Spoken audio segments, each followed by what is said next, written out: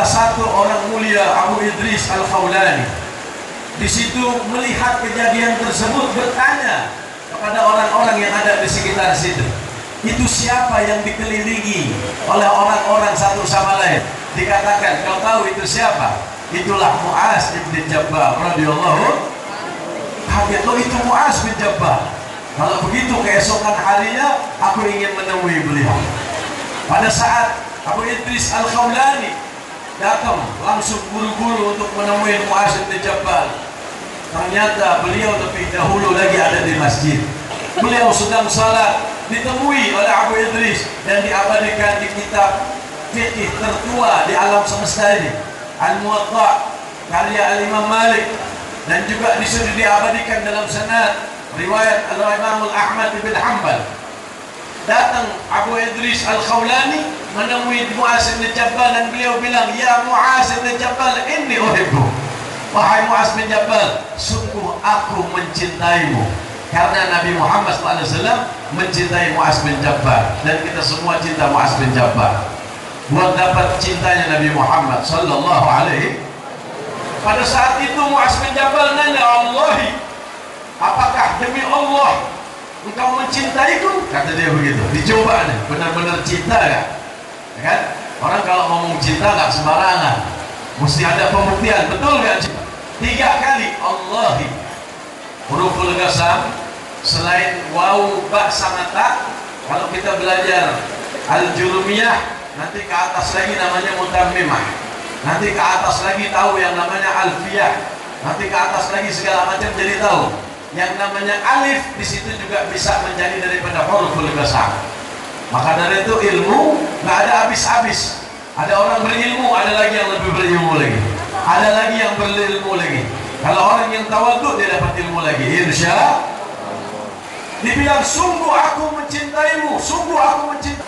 Bertanya-tanya sampai di malam hari Abdullah bin Mubarak bermimpi Nabi besar Muhammad sallallahu alaihi wasallam. Di situ Rasulullah SAW menyampaikan, wahai Abdullah bin Mubarak, Allah Ta'ala membadalkan haji untukmu tahun ini, tahun besok, tahun besok, tahun besok, sampai hari kiamat. Kenapa? Karena engkau telah peduli dengan orang lain, dan yang dipedulikan itu adalah cucunya Nabi Muhammad SAW. Ada orang haji tiap tahun, umrah tiap tahun, tapi tidak memiliki kemuliaan hubungan bersama Nabi Muhammad SAW. Mutabadirina fiyah, saling korban mengorbankan karenaku, bukan saling mengorbankan orang lain. Wahai orang-orang yang mempunyai kelebihan harta, punya rumah banyak, masih banyak orang yang gak punya rumah, kau gak peduli. Wahai orang-orang yang kenyang, masih banyak orang-orang yang lapar, kau tidak peduli. Wahai orang-orang yang memiliki kelebihan, banyak orang memiliki kekurangan, kau tidak peduli. Ini yang memutuskan hubungan seseorang kepada baginda Nabi Muhammad sallallahu alaihi. Nanti ditanya hari kiamat, saudara rahimakumullah. Masya Allah, ya Karim, ya Karim. Orang yang bilang ya Karim, wahai yang dermawan, nanti nggak dihisap oleh Allah Subhanahu. Hati-hati. Orang punya kelebihan apapun gak pernah ngorbanin sesuatu karena Allah, gak dapat cintanya Allah Subhanahu. Sebaliknya saudara rahimakumullah, orang ada satu, Masya Allah, dalam riwayat para ulama diceritakan, ini orang bodoh, dermawan juga kagak, pinter juga kagak, masuk alam kubur, tapi tidak melupakan orang-orang lain, terutama orang soleh. Dia nggak lupain. Masuk dalam kubur ditanya, man rabbuk, man nabiyuk, man ikhwanuk, nggak bisa jawab. Dia cuma bisa jawab gurunya. Disebut nama gurunya, saudara rahimahumullah. Pada saat ditanya malaikat, kau tahu gak nih guru saya punya Tuhan siapa? Allah. Sama katanya. Kau tahu gak aku punya guru nabinya siapa? Nabi Muhammad. Sama katanya. Ini saudara rahimahumullah, akhirnya dapat titah dari langit. Ini orang dibebaskan azab kubur, saudara rahimahumullah. yang melakukan syariat nggak cukup, mesti ada tasawuf, saudara rahimakumullah. Mesti ada tazkiyatun nufus dalam hati, bukan hanya dari luar baik, dari dalam mesti baik, saudara rahimakumullah. La yu'minu ahadukum hatta yuhibbu li akhihi ma yuhibbu li nafsihi. Mana kecintaan ada buktinya, saudara rahimakumullah. Yang berdiam-berdiam, belaga nggak tahu urusan orang lain, orang sakit nggak dibantu, saudara rahimakumullah. Marah mereka mengukulkan hal-hal yang besar-besar, dirinya yang penting kenyang, yang lain mau sakit, mau fakir, mau miskin, ya kan? Mau pindah, mau segala macam nggak peduli. Ini adalah orang yang zalim, nggak punya hubungan kepada Nabi Muhammad. Nauzubillah, amin. Maka dari itu, saudara rahimakumullah, tidak cukup kita melakukan daripada hal-hal kesolehan tanpa hati. Hati kita pakai, wabil khusus hati yang bersambung kecintaan kepada baginda Nabi besar Muhammad sallallahu alaihi wasallam. Al-Fakir minta duluan ceramah karena besok hari ada beberapa kunjungan di Kau. Habis begitu kita lanjut lagi ke Weda, habis itu ke Halsel, habis itu ke Sanana, habis itu ke Morotai. Jadi Al-Fakir minta duluan apa segala macam yang Al-Fakir sampaikan, mudah-mudahan bermanfaat dunia wal akhirah. Dan Al-Fakir nggak mengikuti daripada sampai dengan akhir. Jadi kita mohon pamit kepada Ustaz Taifur, Ki Haji Taifur Al-Bustami, ahlan wa sahlan bihudurikum. Mudah-mudahan datangnya antum membawa manfaat dunia wal akhirah untuk kita sekalian, insyaallah, buat Darul Falah dan buat seluruh yang ada di sini, insyaallah. Dan mudah-mudahan Allah Ta'ala mempanjangkan umur kita semua dalam keadaan sehat walafiat. Mudah-mudahan kita semua mendapatkan keberkahan Nabi Muhammad sallallahu alaihi wasallam. Akhirul kalam, wallahu musta'an. Assalamualaikum warahmatullahi wabarakatuh. Salatullah salamullah ala Taha Rasulillah. Salatullah salamullah ala Yasin Habibillah. Salatullah salamullah ala Taha Rasulillah. Salatullah salamullah ala Yasin Habibillah. Tawassalna bismillah wa bil hadi Rasulillah. Tawassalna bismillah wa bil hadi Rasulillah wa kulli mujahidin lillah bi alil badari ya Allah. Salatullah ala Taha Rasulillah. Salatullah salamullah ala Yasin Habibillah. Sallallahu Muhammad. Mohon perhatian bagi pemilik mobil Ignis warna hitam, mohon berkenan untuk bergeser dulu karena ada mobil Habib yang sudah Muhammad.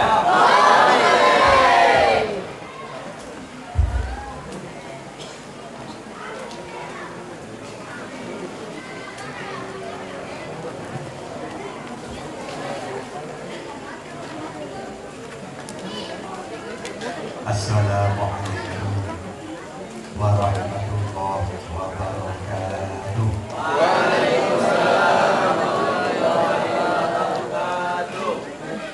Alhamdulillah, alhamdulillah rabbil alamin, al-qail fi kitabihil mubin, wa huwa asdaqul qailin, wa bi qawlihi yahtadil muhtadun.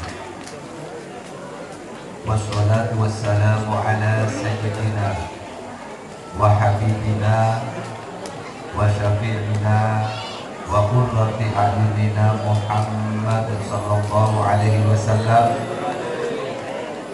al-qail man ahabbani faqad ahabballah wa man ahabballah fa ma'wahu jannah al-hadits atau kama qala wa ala alihi wa sahbihi wa mawalah wa ba'dah. Janabal ulama wal habaib al-a'izzah, kepada para alim, para habib, wabil khusus kepada guru kita bersama, beliau Al-Habib Zaki bin Abdul Rahman Al-Idrus, yang sangat kami muliakan dan kami harapkan barokah doanya, kepada segenap para kiai, khususnya Khadimul Ma'had Darul Falah, beliau Kiai Ahmad Dardiri bin Kiai Abdul Rahim, yang selalu kami muliakan, juga segenap pengurus Dewan Guru, utamanya Ketua Yayasan Jamaah Wali Songo, beliau Bapak Haji Sutarno, yang selalu kami hormati, kepada Ketua Jamaah Sholawat Wali Songo Al-Ustadz Hasanuddin, yang kami hormati, juga kepada seluruh tokoh-tokoh masyarakat yang hadir, baik tokoh kemasyarakatan atau keagamaan yang sangat kami hormati. Maaf sebelumnya para bapak, para ibu, kenapa saya minta kursi, karena saya payah, tahu paham payah, kesel, paham, capek. Jam 5:30 tadi saya baru nyampe di Bandara Sultan Babukoh, jam 5:30 sebelum maghrib. Terus sekarang berbicara di hadapan para panjenengan, makanya tadi saya minta kepada Kiai Ahmad Dardiri. Sebetulnya nggak kursi terlalu besar, orangnya kecil, kursinya besar, ini terlihat tambah kecil orangnya. Kalau seandainya pakai kursi plastik enak, nggak ketok kecil orangnya. Para bapak hadirin hadirat, sebelum saya meneruskan, tadi Ustadz sebenarnya menjadi MC menyebutkan nama saya salah, yang tidak apa-apa maklum, karena belum kenal. Kata anak sekarang, Bu, kalau nggak kenal maka tak sayang, betul Bu ya? Di sini kami sebelum berbicara lebih panjang, perkenalkanlah kami mempunyai nama dari kecil Muhammad Toifur. Artinya Toifur sejenis burung kecil, Pak, makanya orangnya kecil. Tapi meskipun kecil orangnya, hasilnya besar hasilnya. Kecil orangnya, Pak, tapi istrinya 2. Pak Haji besar, gagah, ganteng, 1 istrinya. Merani. Pak, jenengan jangan ikut-ikut saya, apalagi Kiai Ahmad Dardiri ini adik saya, Pak, adik sepupu. Ibunya itu adik kandung ibu saya, dan oleh Allah ditakdirkan berada di sini, mudah-mudahan membawa barokah manfaat. Amin. Kecil orangnya, namanya Toifur. Itu saya lihat artinya di kamus bahasa Arab, sejenis burung kecil. Betul, orangnya kecil, tapi mandi. Pak Haji besar, orangnya gagah, tapi nggak berani, nyalinya kecil, kan gitu ya. Pak jenengan jangan ikut-ikut saya, Pak. Gak enak punya istri 2, gak enak, Pak. Mumet, sudah pusing, sampai 1 saja gak habis ya, Bu ya. Boleh ikut seperti saya, ada syaratnya. Gimana? Yang melamar istri kedua, istri pertama. Saya gitu, Pak. Yang melamarkan istri kedua, istri saya. Loh, kok bisa? Gimana caranya? Ya sowan ke Jember sampean, Pak. Ya harus ke sana, bawa ayam hitam mulus. Sudah, nama saya Muhammad Toifur. Itu dari artinya. Tetapi ayah saya memberi nama saya Muhammad Taifur bukan dilihat dari artinya, Pak.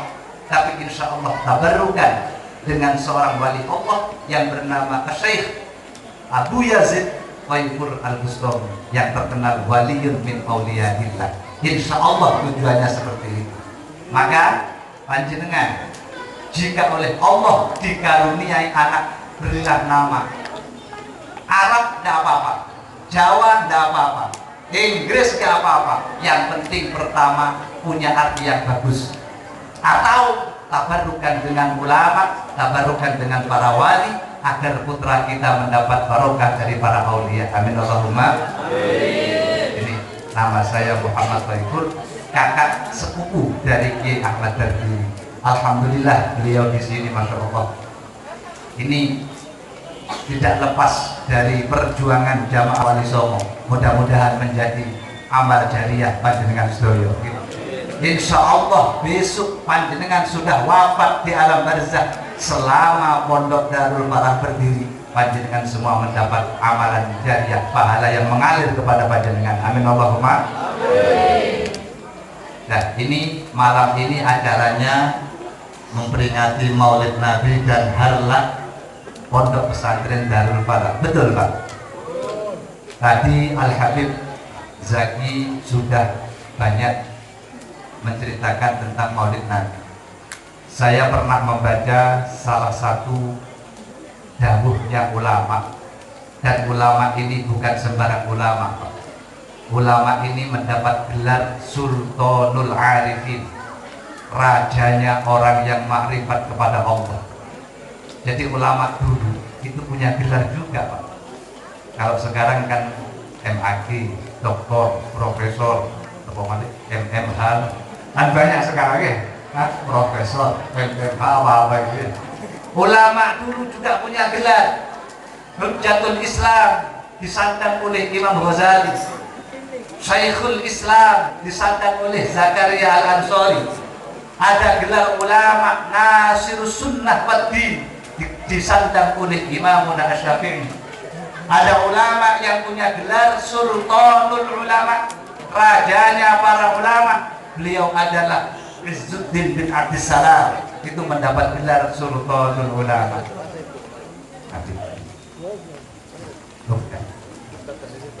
Ada lagi ulama yang punya gelar Sultanul Arifin, rajanya orang yang makrifat kepada Allah. Siapa beliau? Beliau adalah Abdurrahman As-Suyuti. Beliau yang ngarang kitab Tafsir Jalalain. Sultanul Arifin, rajanya ulama yang makrifat kepada Allah, yang bernama Abdurrahman As-Suyuti. Di dalam kitab Asy-Syama'il beliau mengatakan, ma min baitin au masjidin au mahillatin yuqra'u fihi maulidun Nabi Muhammad sallallahu alaihi wasallam illa haffatil malaikah bidzalikal makan. Kata beliau, tidak ada satu rumah, tidak ada satu masjid, tidak ada satu perkampungan kok di situ dibacakan Maulid Nabi seperti tadi, kecuali tempat itu akan dikelilingi oleh malaikat-malaikat Allah. Mudah-mudahan malam ini tempat ini dikelilingi malaikat-malaikat Allah. Amin Allahumma. Kenapa? Apa karena mulianya kita? Bukan, Pak. Saya banyak dosanya, panjenengan juga punya dosa. Betul, Pak? Kenapa malaikat hadir di tempat ini? Karena di tempat ini dibacakan Maulid Nabi Muhammad SAW. Ini yang berbicara Sultanul Arifin, bukan sembarang ulama. Orang yang punya gelar rajanya orang yang ma'rifat kepada Allah. Dan beliau yang mengarang kitab Tafsir Jalalain, beliau yang mengarang kitab Al-Asbah wal Nadhair, beliau yang mengarang kitab Syarah Udul Jumat. Bukan ulama sembarangan Imam Suyuti itu, Pak. Makanya kalau ada orang gak senang dengan urutan, tanya saja, Pak, sampai punya karangan kitab berapa? Nah gitu ya. Kalau ada orang gak senang urutan, jawab apa? Tanya saja, panjenengan punya kitab berapa, Pak? Jalaluddin As-Suyuti ini ratusan kitab yang beliau karang, termasuk Tafsir Jalalain. beliau yang Arab, bahkan mendapat gelar Sultanul Arifin, mengatakan kok ada tempat, rumah, masjid kok dibacakan maulid Nabi, maka tempat itu akan dikelilingi malaikat-malaikat Allah. Allahumma shalli ala Muhammad. Saya teruskan dawuh beliau di dalam kitab Asy-Syama'il. Tidak hanya mengelilingi tempat yang dibacakan maulid Nabi, wa yastaghfiruna liman kana sababan liqiraati maulidin Nabi Muhammad sallallahu alaihi wasallam. Ternyata malaikat-malaikat yang hadir di tempat ini, Pak, beliau tidak hanya hadir tapi juga memintakan ampunan kepada Allah. Untuk siapa? Man kana sababan liqiraati maulidin Nabi. Untuk orang yang menjadi sebab terlaksananya acara malam ini, acara maulid Nabi. Siapa? Ada 3 golongan, Pak. Yang pertama, panitia. Yang kedua, panjenengan sedoyo, hadirin, wali murid dan yang hadir malam ini. Dan yang ketiga, ulama, kiai, habib yang membacakan maulid Nabi. 3 unsur inilah man kana sababan liqiraati maulidin Nabi Muhammad sallallahu alaihi wasallam.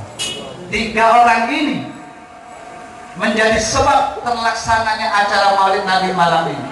Panitia tok tanpa pengunjung tidak akan terlaksana, betul Pak?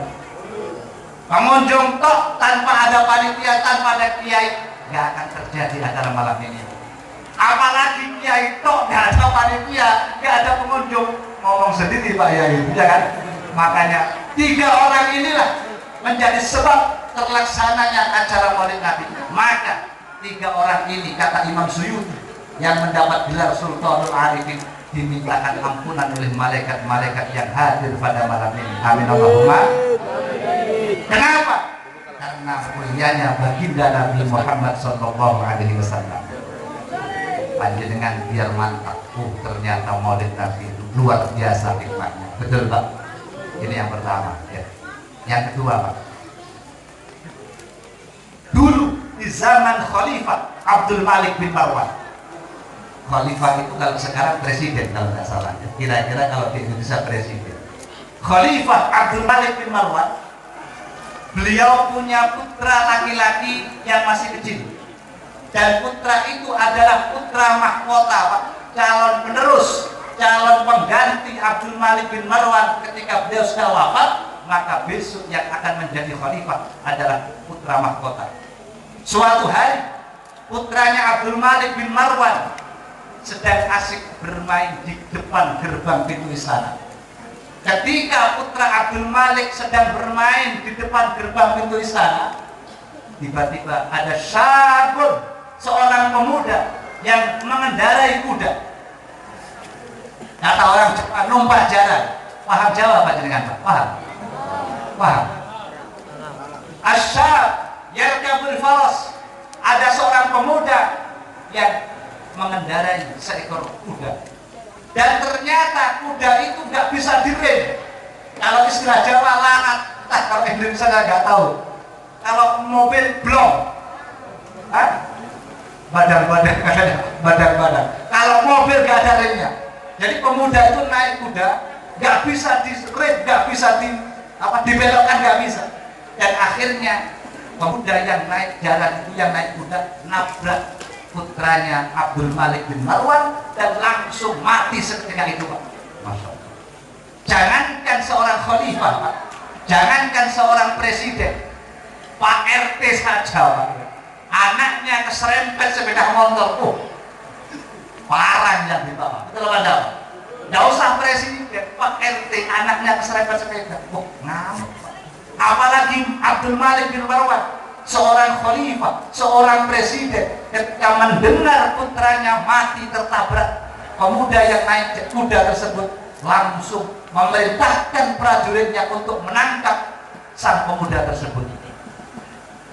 Walhasil, singkat cerita Pak, ketika pemuda itu setelah menabrak langsung dia lari, tabrak lari istilahnya, karena takut yang ditabrak putranya khalifah, putranya presiden. Terus para prajurit tentara Khalifah Abdul Malik bin Marwan mencari dan akhirnya berhasil. Lalu pemuda tersebut ditangkap dibawa menghadap kepada Khalifah Abdul Malik bin Marwan. Tetapi terjadi keanehan para bapak. Ketika pemuda itu sudah berada di hadapan Abdul Malik bin Marwan, dan ketika Abdul Malik memandang wajah pemuda ini yang asalnya hatinya itu ingin mempisos, ingin membunuh sang pemuda tadi, hilang seketika itu, Pak. Bahkan Abdul Malik sempat bertanya, "Ya Syah, alaka wirdun am laka sihrun?" Hei pemuda, apakah kamu punya sihir? Apa kamu punya wirid? Tadi saya sebelum melihat wajahmu, saya ingin membunuh kamu karena kamu telah menabrak anak saya sampai mati. Tetapi begitu saya melihat wajah kamu, dendam saya kok hilang. Apa kamu punya ilmu sihir? Apa kamu punya wirid? Seorang pemuda tadi menjawab, "La, wallahi ya Khalifah. Demi Allah Khalifah, saya nggak punya wiridan khusus. Saya nggak punya ilmu sihir. Kok bisa saya hilang? Emosi saya kok hilang? Dendam saya kok hilang?" Begini Raja, di saat tentara panjenengan menangkap saya, di saat prajurit panjenengan membawa saya ke hadapan panjenengan, di tengah jalan di dalam hati saya matur kepada Allah, "Ya Allah, jika Engkau menyelamatkan kami dari hukuman kisos Abdul Malik bin Marwan, jika Engkau menyelamatkan saya dari hukuman pancung, ya Allah, saya bernadar, saya akan mengadakan acara maulid Nabi, ya Allah. Akan saya undang tetangga saya, akan saya kasih makan, dan saya ajak bareng-bareng membaca maulid Nabi. Itu janji saya, ya Allah." Jadi ketika pemuda itu mau diaturkan atau dihadapkan kepada Abdul Malik bin Marwan di tengah jalan, pemuda itu nazar, Pak, berjanji di dalam hatinya, jika Abdul Malik bin Marwan tidak mengkisos dirinya, tidak menghukum mati dirinya, maka dia akan membuat acara maulid Nabi luar biasa. Mungkin Rasulullah tahu, Pak. Kanjeng Nabi mendengar hatinya pemuda itu, maka kanjeng Nabi langsung minta kepada Allah, langsung Rasulullah yang memintakan kepada Allah untuk mengubah hatinya Abdul bin Marwan. Allahumma shalli ala Muhammad. Dan jangan dikira para bapak Rasulullah itu wafat. Tidak. Di dalam kitab Nuzhatul Majalis dijelaskan bahwasannya kanjeng Nabi itu hayyun sami'un basirun fi qabri. Rasulullah itu mendengar, melihat, tahu umatnya yang bersolawat, dan insya Allah malam ini kanjeng Nabi tahu kita bersama-sama membaca maulid Nabi. Allahumma shalli ala Muhammad. Apa ada buktinya? Ada, Pak. Ini nanti yang kedua masalah santri nanti. Ini sekarang sedikit saya bahas masalah maulid Nabi, ya Pak ya. Karena ini acaranya dua, yang pertama maulid, yang kedua hari. Apa ada buktinya kalau Rasulullah masih hidup? Ada. Yang pertama, As-Sayyid Ahmad Ar-Rifai, tokoh Thariqah Rifaiyah. Thariqah itu yang sanadnya sambung kepada Rasulullah, yang diakui oleh Nahdlatul Ulama itu banyak, Pak. Lebih 30. Ada Thariqah Syaziliyah, ada Thariqah Satoriyah, ada Thariqah Naqsabandiyah, ada Thariqah Rifaiyah. Thariqah Rifaiyah ini pimpinannya, tokohnya adalah As-Sayyid Ahmad Ar-Rifai. Beliau As-Sayyid Ahmad Ar-Rifai tidak sengaja membuktikan ternyata Rasulullah itu tidak wafat, Pak. Ternyata kanjeng Nabi masih hidup sampai sekarang. Rasulullah tidak wafat, hanya pindah alam. Bagaimana ceritanya? Sayyid Ahmad Ar-Rifai ketika ada tetangganya mau berangkat haji, mau berangkat ihram, mau berangkat ziarah ke Madinah, Sayyid Ahmad ini selalu titip salam kepada Rasulullah, Pak. Dan ini bisa kita contoh. Kalau ada tetangga kita yang mau berangkat umroh, mau berangkat haji, kita ziarah, kita titip salam kepada Rasulullah. Sayyid Ahmad setiap ada tetangganya pergi haji, selalu titip salam kepada Rasulullah. "Pak, panjenengan mau ke Madinah?" "Iya, Kiai." "Iya, Sayyid.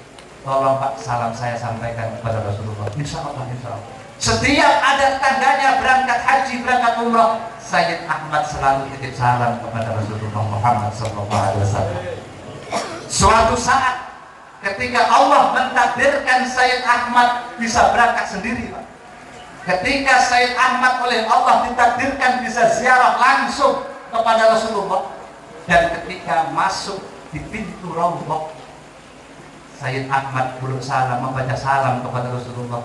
Assalamualaikum ya Rasulullah. Ketika Sayyid Ahmad membaca salam kepada Rasulullah, yakhruju yadahu asy-syarifah, tangan mulianya Rasulullah keluar dari kuburannya menyambut kedatangan Sayyid Ahmad Ar-Rifai. Allahumma shalli ala Muhammad. Tangan mulianya Rasulullah keluar Pak dari kuburannya menyambut, menjemput kedatangan Sayyid Ahmad Ar-Rifai. Ketika beliau tahu tangan Rasulullah yang mulia keluar dari kuburannya, langsung dicium, dikecup tangan mulianya Rasulullah. Barang siapa yang menyentuh jasad Rasulullah dengan rasa mahabbah, rasa cinta, haram jasadnya masuk neraka. Mudah-mudahan kita dapat barokahnya Sayyid Ahmad. Ini bukti Pak, Rasulullah tidak wafat. Makanya ketika kita mahadul qiyam, ketika kita baca sholawat, hadirkan Rasulullah. Bayangkan Rasulullah hadir di tengah-tengah kita. Kenapa? Rasulullah hayyun, hidup, samiun, mendengar, basirun, melihat umatnya yang bersolawat. Rasulullah tidak wafat, hanya tidak haram. Itu dalam kitab Nuzhatul Majalis. Paham Pak ya? Ini bukti yang pertama. Yang kedua, dulu ada seorang kaya raya yang bernama Abu Hammad. Abu Hammad ini seorang kaya, penguasa, tapi sayang Pak, Abu Hammad ini senang zalim kepada tetangganya. Abu Hammad ini senang berbuat zalim terhadap orang lain. Suatu saat ketika Abu Hammad ini oleh Allah hatinya buka, oleh Allah hatinya diberi taufik, diberi hidayah, beliau amat ingin menunaikan ibadah haji. Zaman dulu tidak seperti sekarang. Kalau sekarang kan naik pesawat, dan sekarang antrinya berpuluh-puluh tahun. Kalau di Jawa Timur, kalau di Ternate berapa tahun? Antri juga baju 30 tahun, Mas.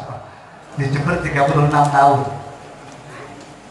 Abu Hammad orang kaya raya, tapi sayang dia senang zalim, senang berbuat zalim kepada tetangganya. Suatu saat hatinya dibuka oleh Allah, ingin menunaikan ibadah haji. Saking kayanya Pak, ketika berangkat ihram, tidak hanya keluarga yang diajak, pembantunya, pengawalnya, istrinya, putra-putranya semua diajak berangkat ibadah haji, dan dia yang membayar semuanya biaya berangkat haji. Akhirnya satu rombongan yang ketika itu putranya juga ikut, namanya Hammad, makanya dia dijuluki Abu Hammad, namanya Hammad. Jadi Abu Hammad ini orang kaya, punya anak laki-laki namanya Hammad, ikut. Tapi Allah berkehendak di tengah perjalanan sebelum nyampe di kota Mekah, sebelum nyampe melaksanakan ibadah haji, Abu Hammad menderita sakit keras. Oleh Allah diberi sakit. Untung ketika itu Abu Hammad punya banyak uang, sehingga mengundang dokter, tabib, ahli kesehatan. Tapi Allah berkehendak lain. Abu Hammad sebelum nyampe di kota Mekah, sebelum menunaikan ibadah haji, Abu Hammad wafat di tengah perjalanan. Dan yang membuat keluarganya malu, yang membuat putranya malu, jasadnya Abu Hammad mulai wajah sekujur tubuhnya hitam. Istilah Jawa gosok. Apa kalau bahasa Jawa gosok? Gosok sama ya, gosok ya. Oke, sama oke, gosok. Pecahan berdurah celang. Yang membuat malu keluarganya, jasadnya Abu Hammad, jenazahnya hitam dari wajah, dada, semua hitam. Lebih-lebih putranya yang bernama Hammad. Untung Pak Hammad dulu pernah mondok. Nah ini kalau jenengan punya anak mondok. Hammad untung dulunya pernah ngaji di pesantren. Ketika melihat jasad ayahnya hitam, ketika melihat jasad ayahnya gosok, Hammad ini ambil air wudhu, sholat sunnah 2 rakaat, nangis kepada Allah. Itu Pak kalau putra jenengan mondok, gitu betul. Coba kalau nggak mondok, coba kalau dia nggak pernah ngaji, dia tidak akan bisa berbuat apa-apa. Ketika melihat jenazah ayahnya hitam, untung Hammad pernah ngaji, pernah mondok. dia ambil air wudhu sholat sunnah 2 rakaat, matur kepada Allah, ya Allah, ampunkan dosa ayah saya, ampunkan kesalahan ayah saya ya Allah. Apa dosanya ayah saya ya Allah sehingga kau beri adab, jasadnya, jenazahnya hitam, wajahnya hitam, dadanya hitam, perutnya hitam, semua hitam. Nangis putranya Pak yang bernama Hamad. Di tengah-tengah Hamad matur kepada Allah, di tengah-tengah Hamad berdoa kepada Allah, tiba-tiba ada orang bersorban putih, berjubah putih datang menghampiri jenazah ayahnya. Ketika itu jenazah ayahnya ditutupi selimut atau kain, terus sama orang yang bersorban putih dibuka wajahnya, diusap. Ketika diusap, langsung hitam yang ada di wajah dan seluruh tubuhnya hilang, kembali seperti semula. Jenazahnya seperti semula, hitam di wajahnya hilang, hitam di badannya hilang. Dan itu disaksikan oleh Hamad putranya, dan langsung dipegang tangannya orang yang bersorban putih. Man anta? Siapa panjenengan? Kok hebat panjenengan Pak? Ayah saya tadi jenazahnya hitam, gosong, tapi setelah engkau usap wajahnya, hilang hitamnya. Man anta?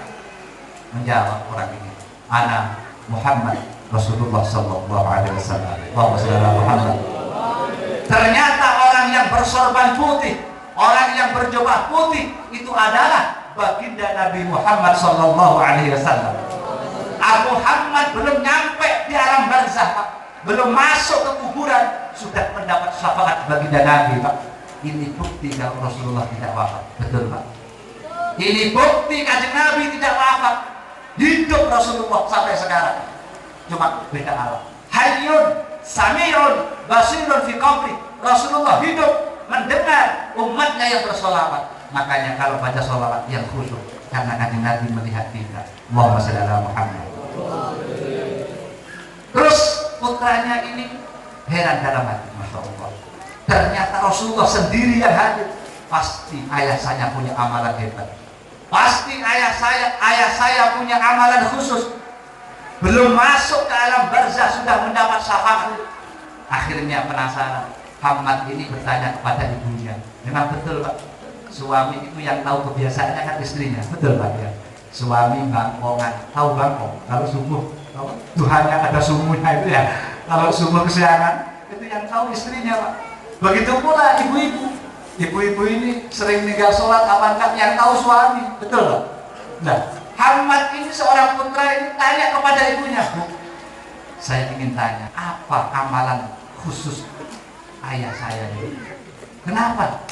Tadi Rasulullah hadir, Rasulullah langsung memberikan syafaat, wajah ayah diusap langsung hilang hitamnya. Pasti ayah punya amalan khusus. Ibunya tahu. Iya deh, betul Pak. Memang betul ayahmu senang zalim kepada orang lain. Betul Pak. Betul ayahmu itu suka nyalah, suka berbuat zalim kepada orang lain. Tapi nak, lesannya ayahmu tidak pernah berhenti bersolawat kepada kanjeng Nabi Muhammad SAW. Ayahmu kemanapun, dimanapun, kapanpun, lesannya selalu sallallahu alaihi Muhammad, sallallahu alaihi Muhammad, sallallahu alaihi Muhammad. Cuma sayangnya dia sering zalim kepada orang, makanya diberi azab oleh Allah, jasadnya hitam. Tapi berhubung ayah kamu patang membaca sholawat, kanjeng Nabi tahu hadir memberikan syafaat. Seandainya Abu Muhammad tidak berbuat zalim, betapa hebatnya keistimewaan yang dimiliki. Padahal orang ini senang zalim, senang berbuat zalim kepada orang, tapi lesannya selalu bersolawat, masih mendapat syafaat. Apalagi orang yang tidak pernah zalim kepada orang lain. Maka perbanyaklah bersolawat, insya Allah Rasulullah akan memberi syafaat baik di dunia maupun di akhirat. Amin Allahumma amin. Nah, ini bukti Pak bahwa Rasulullah tidak wafat. Hayyun sami'un basirun fi qabri. Ini poin yang pertama, Maulid Nabi. Mudah-mudahan malam ini Darul Falah dihadiri, dirawui oleh Rasulullah Muhammad SAW. Bukan karena saya, bukan karena panjenengan Pak, tapi karena tadi dibacakan Maulid Nabi Muhammad SAW. Terus poin yang kedua, ini malam ini Pondok Darul Falah acaranya harta. memperingati hari lahirnya Pondok Darul Falah yang usianya sekarang 3 tahun. 3 tahun. Mudah-mudahan diberi istiqomah. Kiainya, ustadznya, pengurusnya, wali santrinya, santri-santrinya, mudah-mudahan mendapat barokah habaib, mendapat barokah Rasulullah Muhammad SAW. Pondok, Pak, saya ingat tadi saya tanya kepada adik saya Kiai Ahmad Dardiri, di Pondok Darul Falah selain pelajaran agama juga diajarkan ilmu-ilmu formal. Betul. Ada sekolah tanawiyahnya, ada sekolah diniyahnya, bahkan tadi ada yang menghafalkan Al-Quran, hafal matan jurmiyah dan sebagainya. Masya Allah, saya ingat sabdanya baginda Nabi Muhammad SAW, man arodat dunya fa'alaihi bil ilmi. Barang siapa yang ingin selamat bahagia di dunia, maka dia harus punya ilmu dunia. Waman arodal akhirah fa'alaihi bil ilmi. Dan barang siapa yang ingin selamat bahagia akhirat, maka dia harus punya ilmu akhirat. Waman arodahuma. Barang siapa yang ingin selamat bahagia dunia akhirat, fa'alaihi bil ilmi, maka dia harus punya ilmunya. Alhamdulillah, di pesantren Darul Falah insya Allah diajarkan 2 ilmu, yaitu ilmu ukhrawi dan ilmu dunia. Mudah-mudahan santri-santri menjadi orang yang selamat bahagia dunia akhirat. Amin Allahumma. Tapi para bapak, para ibu, dengan sebagai wali santri, sebagai orang tua, mencetak anak-anak ini menjadi anak solih solihah tidak semudah membalik telapak tangan. Ada teorinya, ada ilmunya. Insya Allah ini secara ringkas ada 4. Kalau jenengan kepingin putranya ini menjadi anak-anak yang solih-solihah, 4 perkara ini jenengan lakukan, insya Allah. Apa? Yang pertama, doa. Doakan kalau perlu ya, setiap hari lahirnya putra panjenengan tirakat. Misalkan putra panjenengan lahir Senin Pahing, misalkan tiap hari Senin Pahing panjenengan mengkhatamkan Quran, misalkan. Nggak kuat khatam Quran. Kalau nggak kuat membaca Al-Quran sampai khatam, puasa sunnah. Aduh, nggak sanggup, saya repot sibuk. Kalau sampean khatam Quran nggak sanggup, puasa sunnah nggak sanggup, sedekah kepada anak yatim, sedekah kepada orang-orang miskin, sedekah kepada masjid, yang mana pahalanya diberikan kepada putra panjenengan, dan minta kepada Allah, ya Allah, saya sedekah, mudah-mudahan barokah sedekah hatinya anak saya dibuka, ya Allah. Doa itu penting, Pak. Jangankan kita, Nabi Adam, seorang Nabiullah, Rasulullah, Sofiyullah, gawat, Nabi Adam ini, Pak, Rasulullah, Nabiullah, mendapat gelar Sofiyullah. Kalau Nabi kita, Nabi Muhammad, Nabiullah, Rasulullah, Habibullah, dan banyak namanya.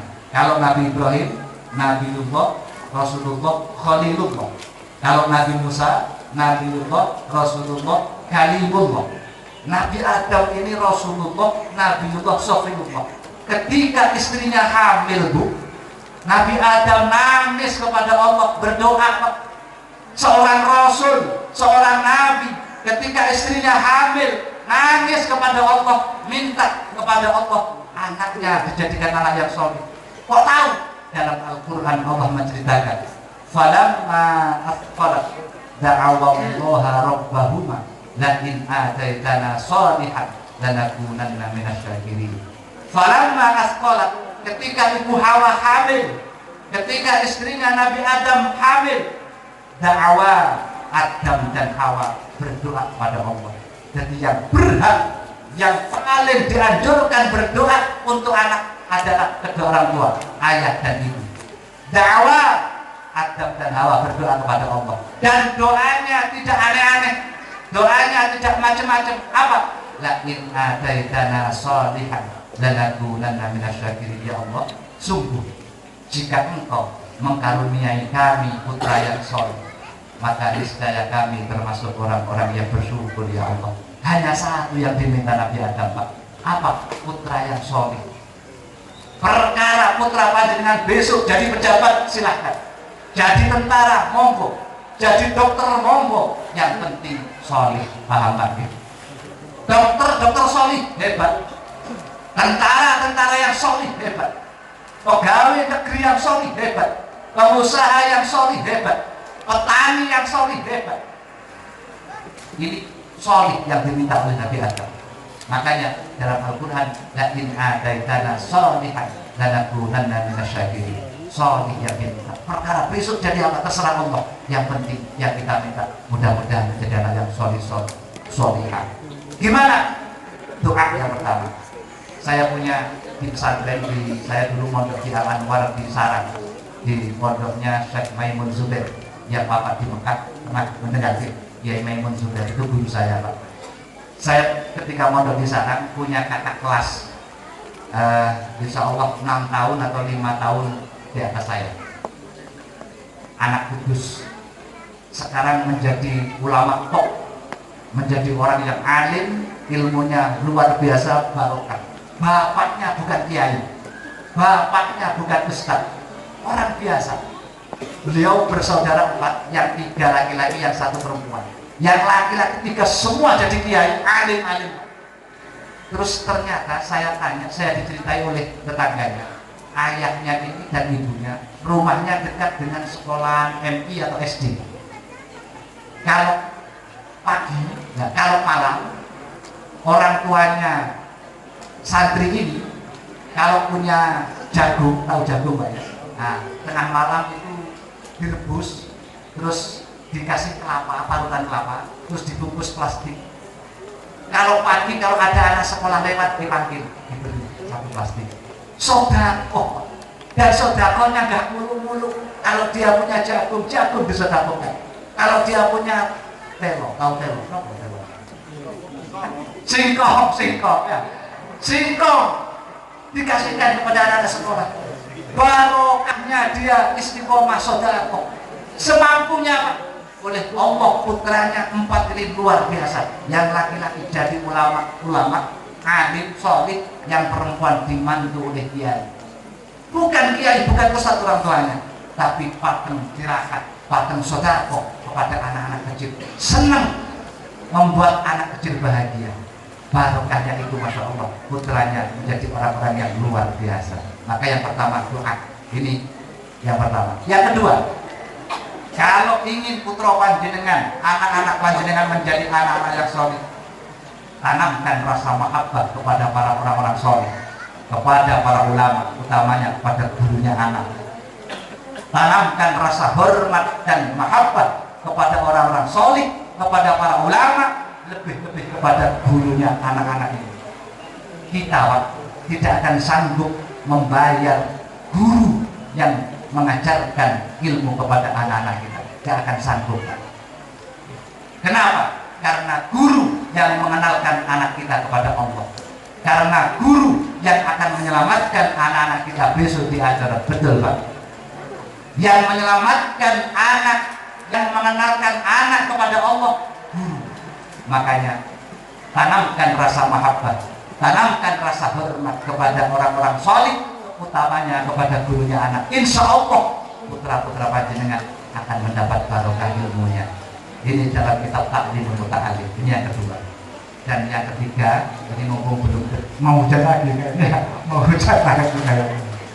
Yang ketiga, kalau panjenengan ingin putranya menjadi orang-orang yang solih-solihah, tolong Pak, rizki yang panjenengan kirimkan kepada putra panjenengan, usahakan rizki yang halal, usahakan rizki yang bersih. Kalau panjenengan memberikan rizki yang haram kepada anak, nanti rizki dimakan oleh anak, hatinya anak ini peteng, hatinya anak ini mati, hatinya anak ini akan menjadi keras, sulit menerima pelajaran, sulit menerima arahan dari gurunya. Kenapa? Mungkin ada makanan haram yang masuk ke dalam perut anak-anak kita. Maka ketika panjenengan ngirim, memberikan uang, memberikan makanan kepada putra-putri panjenengan, tolong usahakan rezeki yang halal. Dan ini terbukti Pak, banyak buktinya. Tadi yang diceritakan Habib Zaki, beliau menceritakan Abdullah bin Mubarak. Abdullah bin Mubarak itu waliyun min awliyaillah, ayahnya bukan ulama, ayahnya bukan tokoh, bahkan Mubarak itu seorang budak, seorang budak yang dimiliki oleh Qadhi. Tapi berhubung seorang budak ini sangat hati-hati memberi makan kepada putranya, kalau nggak halal nggak dikasihkan, oleh Allah diberi hadiah seorang anak laki-laki dan akhirnya menjadi wali Allah. Dan ketika wafat, sebelum wafat, Abdullah bin Mubarak melantunkan ayat Quran, limithli hada falyamalil amilun, dan akhirnya kemudian wafat dengan husnul khotimah. Kenapa? Barokah orang tuanya selalu memberikan rezeki yang halal. Abdullah bin Mubarak. Mubarak bukan ulama, bukan kiai, bukan ustadz, tapi dulunya seorang budak. Berhubung beliau sangat hati-hati memberikan makan kepada putranya, maka oleh Allah diberi hadiah seorang anak laki-laki yang luar biasa. Abdullah bin Mubarak terkenal di dalam kitab tasawuf. Beliau adalah wali Allah. Sebelum wafat, lesannya membaca Al-Quran, limithli hada falyamalil amilun, terus wafat. Luar biasa. Mudah-mudahan kita semua husnul khotimah. Nah, banyak contohnya. Ibnu Syafi'i juga begitu, Pak. Ayahnya yang bernama Syekh Idris sangat hati-hati memberi makan kepada putranya, dan akhirnya diberi hadiah seorang laki-laki, seorang anak laki-laki yang sangat luar biasa, yaitu Muhammad bin Idris, yang menjadi madhab kita, madhab Syafi'i. Beliau namanya Muhammad bin Idris, itu menjadi orang besar karena orang tuanya hati-hati memberikan makan kepada putranya. Dan yang terakhir, kalau ingin punya putra-putri yang solih-solihah, tanamkan dalam hati anak-anak kita ilmu agama. Tidak cukup, Pak, sekolah formal belum cukup. Kalau ingin putra panjenengan menjadi anak-anak yang solih, tanamkan ilmu agama. Bagaimana cara baca Al-Quran yang benar, bagaimana cara sholat yang benar, bagaimana cara wudhu yang benar, bagaimana cara mengetahui haid yang benar. Ini adalah tugas orang tua. Kalau ingin putra-putrinya menjadi putra-putri yang solih-solihah, ajarkan ilmu agama. Kalau nggak sempat, pasrahkan pada ustadz, pasrahkan kepada guru, kepada kiai. Insya Allah kalau putra panjenengan diisi dengan ilmu agama, insya Allah akan mudah menjadi anak-anak yang solih-solihah. Dan satu-satunya orang yang sanggup mendoakan panjenengan setiap habis sholat itu anak. Tetangga tidak akan sanggup. Betul, Pak? Besok jenengan kalau wafat, yang sanggup kirim Fatihah tiap habis sholat putra panjenengan, Pak. Jangankan tetangga, saudara kandung panjenengan tidak akan sanggup kirim Fatihah tiap habis sholat, tidak akan sanggup. Hanya anak-anak ini, Pak, yang akan memberikan Fatihah tiap habis sholat kepada kita. Maka ajarkan ilmu agama, tanamkan bagaimana cara baca Quran yang benar, ajarkan bagaimana cara sholat yang benar. Kalau nggak bisa, pasrahkan kepada seorang guru. Insya Allah akan dididik ilmu-ilmu agama. Mudah-mudahan barokah Maulid Nabi, Pondok Darul Falah diberikan barokah oleh Allah. Mudah-mudahan pondok santri-santri Darul Falah dijadikan anak-anak yang solih-solihah, yang bisa mengangkat orang tuanya besok di hadapan Allah, yang bisa memberikan pertolongan orang tuanya besok di hadapan Allah. Dan mudah-mudahan kita semua diaku menjadi umat Nabi Muhammad SAW. Kiranya hanya ini yang mampu kami sampaikan. Mudah-mudahan bermanfaat, barokah. Mudah-mudahan apa yang saya sampaikan menjadi ilmu yang bermanfaat, sehingga kita semua mendapat hidayah dari Allah Subhanahu wa Ta'ala. Oh iya, lupa ini terakhir, kenang-kenangan, Pak, ya, kenang-kenangan. Saya ingat di kitab Syarah Sulamut Taufik Is'adur Rafiq itu ada satu doa, kalau dibaca 3 kali di atas kuburan orang tua kita, maka seandainya orang tua kita sedang disiksa, langsung diangkat oleh Allah. Apa doanya? Pendek, Pak. Dibaca 3 kali. Kalau dibaca di atas kuburan orang tua kita, seandainya orang tua kita sedang disiksa, maka diangkat oleh Allah. Gimana doanya? Allahumma bihaqqi Muhammadin wa ali Muhammadin la tu'adzib hadzal mayyit. 3 kali. Dalam kitab Is'adur Rafiq Syarah Sulamut Taufik, ya. Allahumma bihaqqi Muhammadin wa ali Muhammadin la tu'adzib hadzal mayyit, dalam hatinya ayah atau ibu atau kakek atau nenek. Apa Pak? Allahumma bihaqqi Muhammadin wa ali Muhammadin la tu'adzib hadzal mayyit. Ya Allah, dengan mulianya Muhammad, dengan mulianya Nabi Muhammad, dengan mulianya keluarga Nabi Muhammad, jangan kau siksa ya Allah ayah saya. Itu artinya Allahumma bihaqqi Muhammadin wa ali Muhammadin la tu'adzib hadzal mayyit. Salasa marat, 3 kali dibaca dalam kitab Isatul Rafiq. Lihat sama dia situ ada. Insya Allah seandainya sedang disiksa, langsung dicabut siksanya. Kenapa? Apa sebab kita? Bukan Pak, sebab Rasulullah Muhammad sallallahu alaihi wasallam. Bihaqqi Muhammadin wa ali Muhammadin. Bacakan Pak, kalau orang tua sudah meninggal, bacakan doa ini. Insya Allah orang tua kita akan diselamatkan dari siksa kubur. Kiranya ini yang kami sampaikan. Semua kesalahan mohon maaf yang sebesar-besarnya. Akhirul kalam. Wassalamualaikum warahmatullahi wabarakatuh.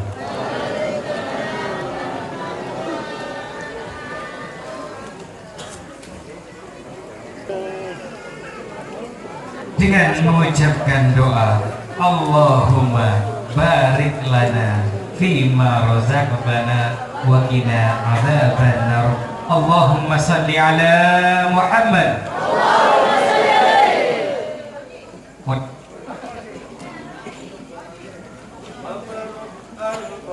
Mabruk alaika mabruk mabruk alfa mabruk ya ummillaika mabruk mabruk